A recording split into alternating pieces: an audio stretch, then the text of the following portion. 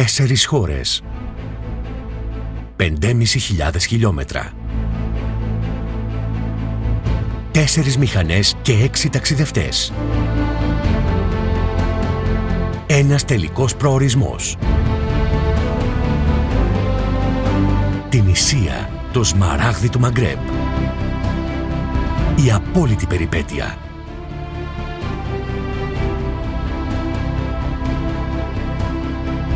Και κάπως έτσι λοιπόν φτάνουμε λίγες μέρες πριν τη μεγάλη μας αναχώρηση. Προετοιμασία, meeting, κουβέντες και ούτω καθεξής που θα δούμε στη συνέχεια. Ο καιρός στο νησί της Σκιάθου, από όπου και ξεκινάμε ως συνήθως, είναι αρκετά καλός. Η μακρόχρονη πρόγνωση για το ταξίδι μας φαίνεται ότι θα είναι καλή και δεν θα έχουμε προβλήματα, πέραν από την απεργία της ΠΝΙΟ.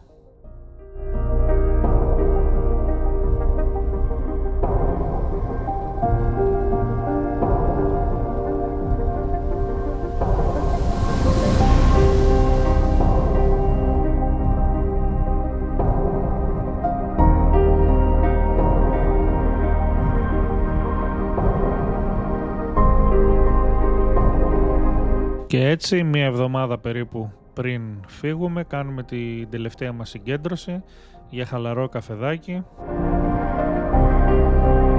συζητήσεις, ρύθμιση τελευταίων λεπτομεριών και πειράγματα αρκετά. Για πάμε ένα briefing, έτσι λίγο, τι λέει το μενού? Ελλάδα, την Ισία, συμμαχία. Τι να πει το μενού? Με διάμεση στάση Νότια Ιταλία. Νότια Ιταλία, Παλέρμο, θα πάμε λίγο εκεί πέρα να πάρουμε οδηγίες από την Καμόρα. Θα πάμε λίγο στο χωριό του Ντον Κορλεόνε, γιατί έχει ο κύριος Σίμος έχει ραντεβού εκεί πέρα με την Κορλεόνε, να πάμε να δούμε. Έχουμε το σκληρό της παρέας εδώ.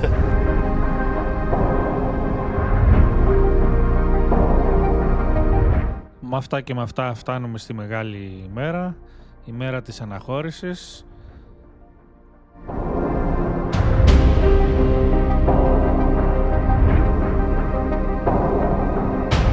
Και κατεύθυνση για το λιμάνι της Σκιάθου, να πάρουμε το φέρι, να βγούμε στο Βόλο, να κάνουμε τη διανυκτέρευσή μας εκεί και την επόμενη ημέρα να αναχωρήσουμε για Μέτσοβο.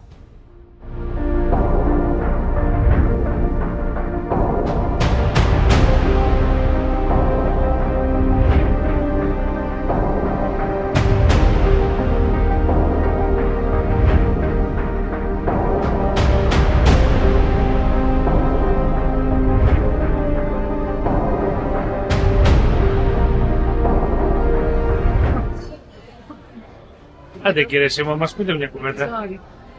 Ξεκινάμε Δυναμικά. για το υπερπέραν. Πείτε κύριε Σπύρα, από πού ξεκινήσαμε και πού θα φτάσουμε? Ξεκινάμε Σκιάθο, Ναι. για Βόλο και μέσω της εξωτικής Αλβανίας θα πάμε Βάρη. Από εκεί Σικελία κάτω και την Ισία. Αυτό που ξέχασε να αναφέρω ο Σπύρος είναι ότι η απεργία που έχει αύριο και μεθαύριο η ΠΝΙΟ μας πιάνει και στην Οικουμενίτσα, οπότε αναγκαζόμαστε να φύγουμε για Αλβανία. Πρώτος προορισμός ήταν η Αυλώνα, δεν είχε καράβι, δεν είχε εισιτήρια και φτάνουμε, όπως είπε, στο εξωτικό Δυράχιο βόρεια. Όχι. Όχι τελικά. Δυράχιο. Και δεν έχει εισιτήριο. Δεν έχει εισιτήριο. Τι δεν έχει, είναι μάρκο. Φτάνοντας λοιπόν στο Βόλο, μαθαίνουμε τα μαντάτα. Ο Μάκης ταλαιπωρείται από μια γρίπη και 38,5 πυρετό και η αναχώρησή μας είναι αμφίβολη. Αφού τακτοποιηθούμε στο ξενοδοχείο, βγαίνουμε για ένα βραδινό φαγητό και περιμένουμε να συνοηθούμε με τα παιδιά να δούμε σε τι κατάσταση είναι και τι θα κάνουμε. Τελικά συμφωνούμε να φύγουμε εμείς το πρωί και να ακολουθήσουν ο Μάκης με την Έμι την επόμενη μέρα, οπότε να είναι και αυτός καλύτερα και να μην ταλαιπωρηθούν στο δρόμο.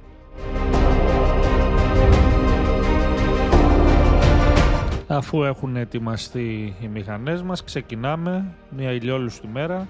χωρίς απρόοπτα, με προορισμό το Μέτσοβο, όπως είπαμε, εγώ με την Άννα.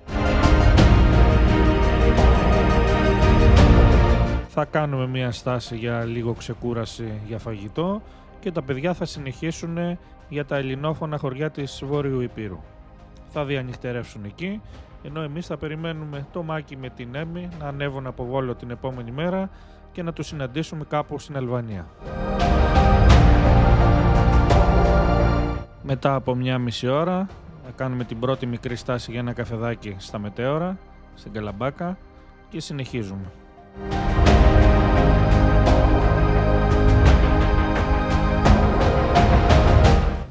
Είναι το καθιερωμένο κεράκι σε κάθε ταξίδι εδώ στον Προφήτη Ηλία.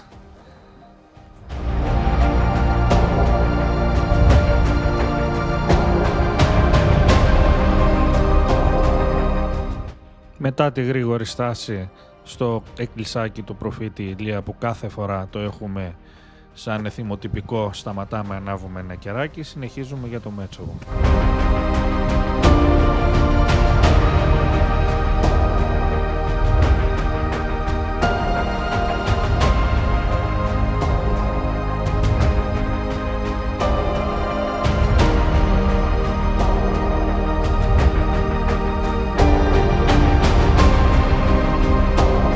Πρώτη στάση για φαγητό στην πατροπαράδοτη Σούβλα.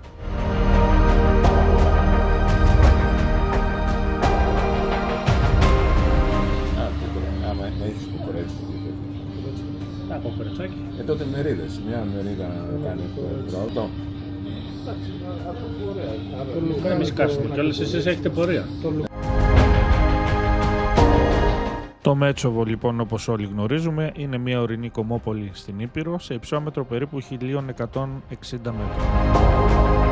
Ο πληθυσμός του, σύμφωνα με την πρόσφατη απογραφή του 2021, είναι περίπου στους 2.300 κατοίκους, με την πλειοψηφία του να έχει βλάχικη καταγωγή και να ασχολούνται κυρίως με την κτηνοτροφία.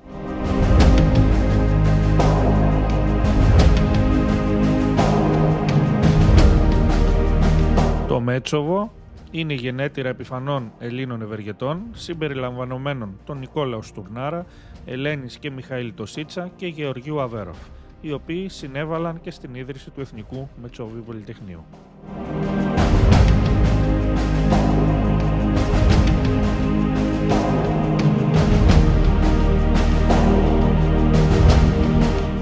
Και αφού οι δύο μηχανές μας αφήνουν και συνεχίζουν την πορεία τους για Αλβανία, εμείς κάνουμε μια απογευματινή βόλτα στις πηγές του ΑΟΟΥ, που είναι πολύ κοντά στην πόλη του Μετσόβου.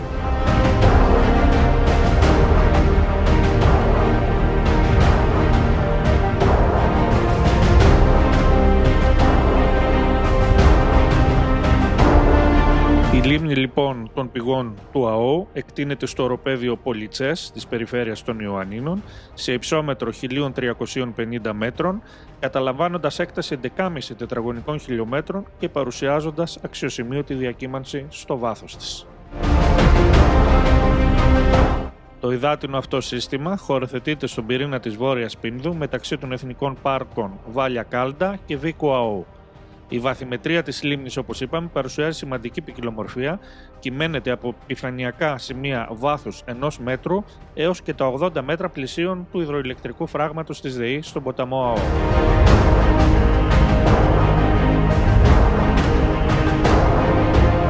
Η λίμνη αυτή είναι η υψηλότερη τεχνητή λίμνη της Ελλάδας.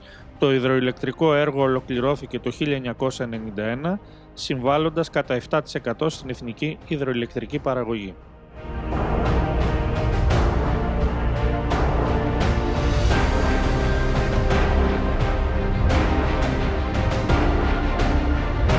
Η πρόσβαση στη λίμνη είναι αρκετά εύκολη και απέχει περίπου στα 20 χιλιόμετρα από το Μέτσοβο.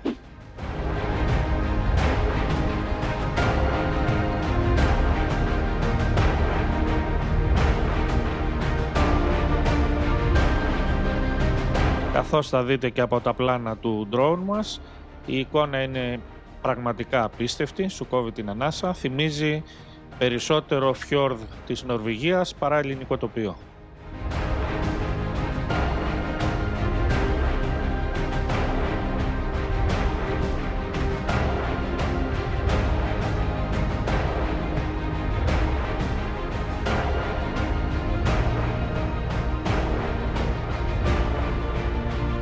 Η περιοχή προσφέρεται για περιπατητικές διαδρομές περιμετρικά της λίμνης και στο παρακείμενο φυσικό περιβάλλον.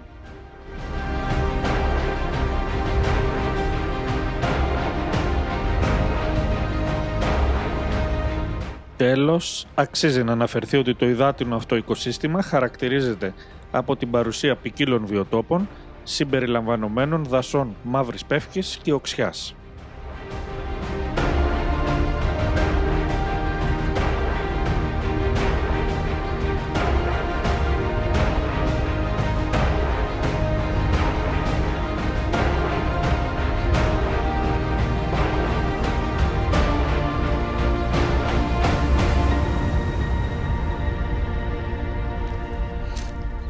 Η 23η Οκτωβρίου ξεκινάει, η μέρα είναι πάλι ηλιόλουστη και εμείς κάνουμε μία πρωινή βόλτα στο Μέτσοβο, ανάβουμε ένα κεράκι στην εκκλησία, πίνουμε ένα καφεδάκι και περιμένουμε μέχρι να ανέβουν τα παιδιά από το Βόλο.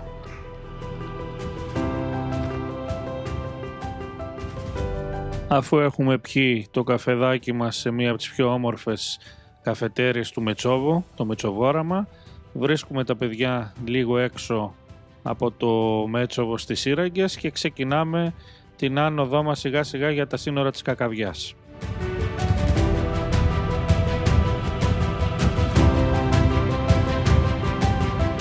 Η συνοριακή διάβαση της Κακαβιάς είναι η σημαντική οδική συνοριακή διάβαση μεταξύ της Αλβανίας και της βορειοδυτικής Ελλάδας και είναι και μία εκ των διαβάσεων για τα Βαλκάνια.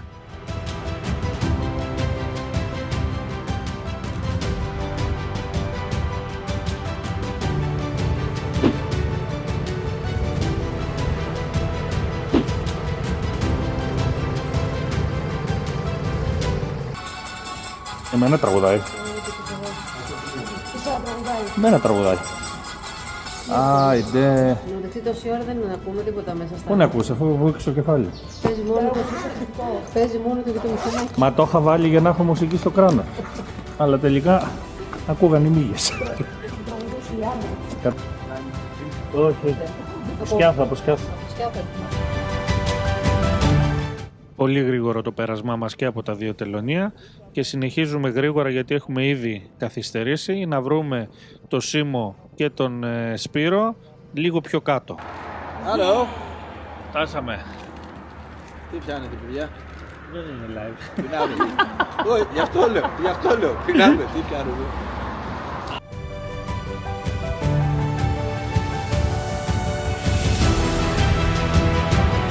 Μετά και τη γρήγορη στάση για ένα κολατσιό, γιατί και τα παιδιά ήταν νηστικά από πολύ νωρίς το πρωί που ξεκίνησαν από το Βόλο, συνεχίζουμε την πορεία μας βόρεια μέσα από μια υπέροχη διαδρομή από την πεδιάδα του Αργυροκάστρου. Περνάμε μέσα από το Αργυρόκαστρο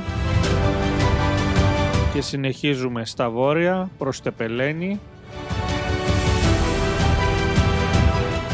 και μία μικρή στάση στο Λεβάν για να βρούμε το φίλο μας που μας έχει ετοιμάσει τα εισιτήρια για να πάρουμε το καράβι από το Δυράχιο, καθώς και να βρούμε τους χαμένους φίλους μας που ψάχνουμε εδώ και αρκετή ώρα να δούμε που θα βρεθούμε. Εν τέλει αρχίζουν τα μπερδέματα, αλλού σταματήσαμε εμείς, αλλού ήταν ο Σπύρος με το Σίμω, κάναμε πάλι μια μικρή στάση και συνεχίσαμε για να βρεθούμε λίγο αργότερα. Έλα, όλη η ομάδα των Night Riders βρέθηκαν. Επιτέλους. Πεις, λέει η άλλη. Εσύ πες. Ποιος είπε ότι ένα τέτοιο ταξίδι με μηχανή είναι εύκολο? Ήδη η κούραση έχει αρχίσει να μας καταβάλει και έχουμε αρχίσει να κάνουμε λάθη που δεν θα γινόταν υπό φυσιολογικές συνθήκες. Φεύγοντας λοιπόν από την καφετέρια που είχαμε πάρει τα εισιτήρια, συνειδητοποιούμε ότι λείπει από πάνω μου το γυλαίκο αερόσακος. Ειδοποιούμε τα παιδιά και κάνουμε εμείς μεταβολή και πάμε να το πάρουμε πίσω από την καφετέρια που νομίζαμε ότι είναι. Αφού έχουμε γυρίσει πίσω και δεν βρίσκουμε πουθενά το γυλαίκο στην καφετέρια, υποθέτουμε ότι το γυλαίκο κάποιος το έχει πάρει. Τελικά δεν το είχε πάρει κανείς, το είχα φορέσει πάνω από το άλλο γυλαίκο της Άννας.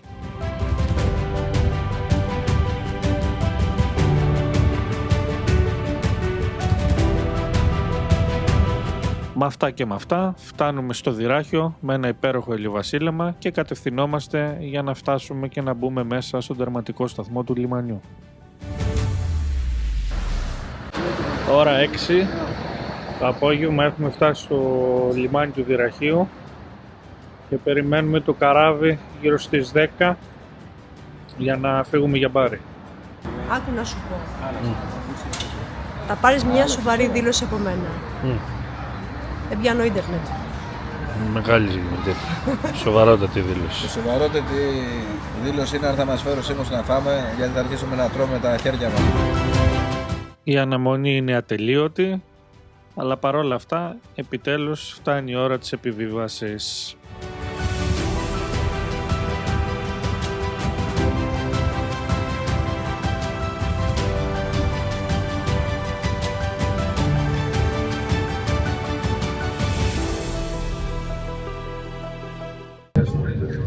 Φτάσαμε στην Κουιμπέκα, πώς την είπαμε. Το παπόρι πρέπει να είναι της δεκαετίας του 80. Παρέα με τους κόπελους ένα πράγμα. Και πάλι αγούρα. Το μπαρ είναι ένα και μοναδικό. Και έχει μόνο σάντουιτς μέσα. Φάγαμε ένα γάτο σε σάντουιτς έξω. Και τελικά καταφέραμε και βρήκαμε και εστιατόριο. Ο Θεός να το κάνει.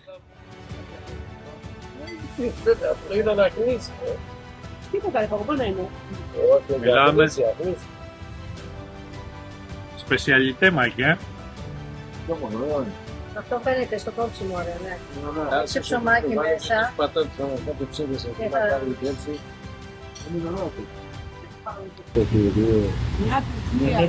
Κρύο. Ναι, αλλά θα κάνει Μεγάλο ηλικία.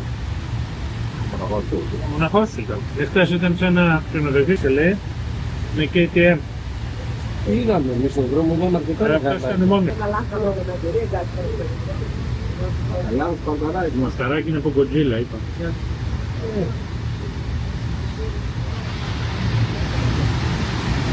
Ευχάρισα, τα γράφεις. Το μόνο που άξιζε τελικά είναι το τουρσί. Το καλύτερο από όλα.